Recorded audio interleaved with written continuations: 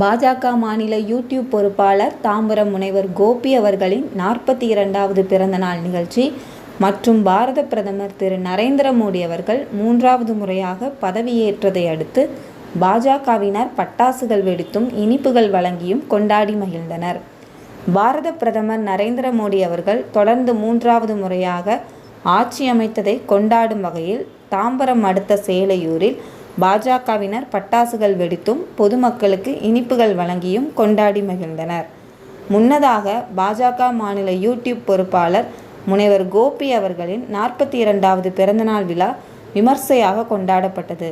இந்நிகழ்வில் செங்கல்பட்டு கூட்டுறவு பிரிவு நடராஜன் சிறப்புரையாற்றினார்.